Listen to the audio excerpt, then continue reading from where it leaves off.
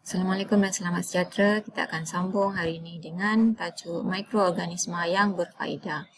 Jadi, dalam bidang perubatan terdapat 3 mikroorganisma yang berfaedah di sini. Yang pertama ialah fungi. Fungi seperti kulat digunakan untuk menghasilkan antibiotik seperti penicillin. Jadi antibiotik ni kegunaannya untuk apa? Untuk membunuh mikroorganisma yang menyebabkan penyakit. Okay, nombor 2. Bakteria dan virus digunakan untuk menyediakan vaksin, untuk mencegah penyakit tertentu. Dia bukan untuk merawat tetapi untuk mencegah, untuk mengelakkan jangkitan penyakit. Jadi bakteria dan virus yang telah dilemahkan atau dimatikan ini digunakan untuk menghasilkan vaksin yang akan disuntik ke dalam badan kita untuk mencegah penyakit. Yang ketiga ialah bakteria digunakan untuk menghasilkan insulin. Insulin ni awak dah belajar masa tingkatan 4. Dia ialah hormon yang dihasilkan oleh pankreas. Fungsinya ialah untuk mengawal aras gula dalam darah.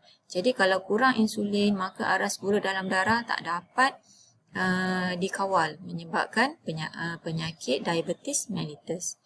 Jadinya bakteria ni digunakan untuk menghasilkan insulin melalui DNA rekombinan.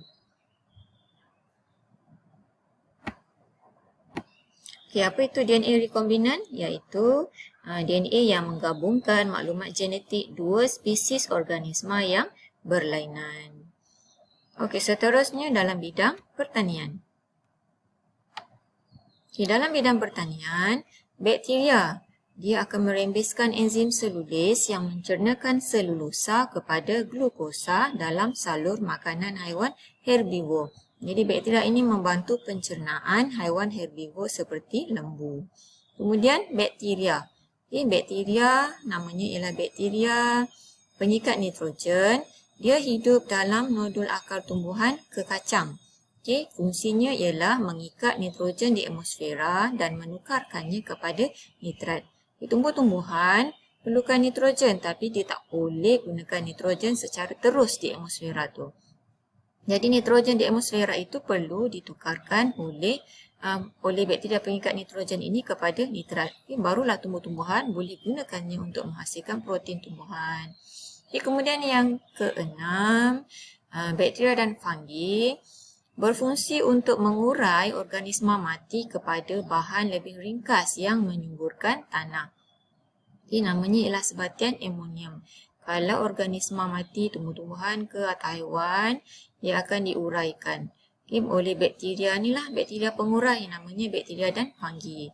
Cuba awak bayangkan kalau ada haiwan yang besar mati tetapi dia tidak diuraikan kepada bahan yang lebih ringkas, apa akan jadi pada alam sekitar? Kemudian dalam bidang perindustrian, fungi ataupun kulat ni tadi, tindakan ke atas kacang soya menghasilkan kicap. Jadi kulat ni boleh digunakan untuk menghasilkan kicap dan juga menaikkan adunan roti dan kek.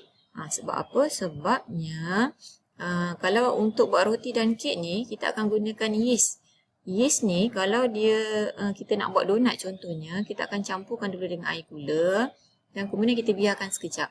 Apa yang berlaku? Dia akan berbuih-buih. Kenapa berbuih? Sebabnya dia akan membebaskan gas karbon dioksida. Itu proses penapaian namanya. Jadinya gas inilah, gas yang terhasil inilah yang akan menyebabkan ada lubang-lubang udara dekat adunan roti ataupun donat tadi tu, dan dia akan menyebabkan adunan tadi menaik.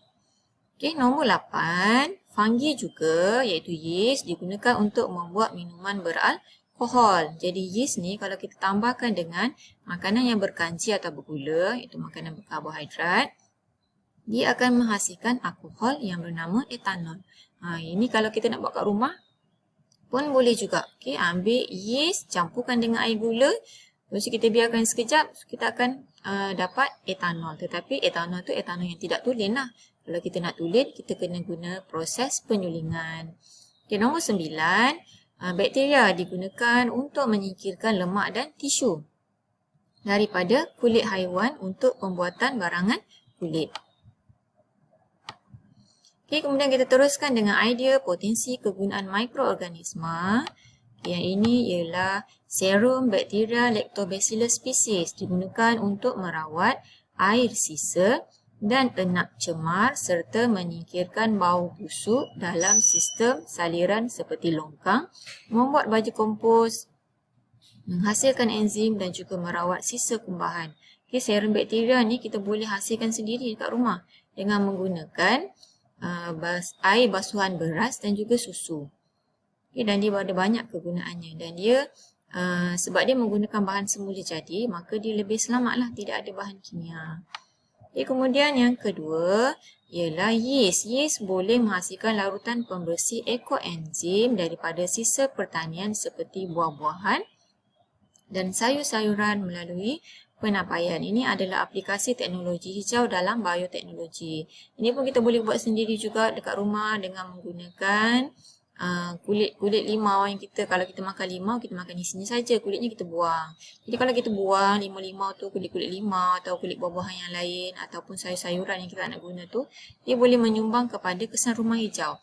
Sebabnya dia akan membebaskan gas metana. Jadi untuk mengurangkan kesan rumah hijau yang boleh menyebabkan berlakunya pemanasan global tu, jadi kita boleh gunakan sisa tadi tu untuk menghasilkan larutan pembersih ekoenzim. Okay. Dengan menambahkannya dengan yeast, gula merah dan kita peramkan dia selama 3 bulan, nanti akan terhasillah larutan ekoenzim. Boleh digunakan untuk membuat baju pun boleh, untuk membersihkan minyak dan grease pada enjin pun boleh. Okay, dan nombor 3, bakteria. Bakteria digunakan untuk menghasilkan bioplastik yang boleh terbiodegrasi. Ini pun menggunakan bahan semula jadi. Bioplastik ni kita boleh hasilkan daripada kulit pisang. Okey, yang keempat, bakteria boleh digunakan untuk menguraikan dan membersihkan tumpahan minyak di laut.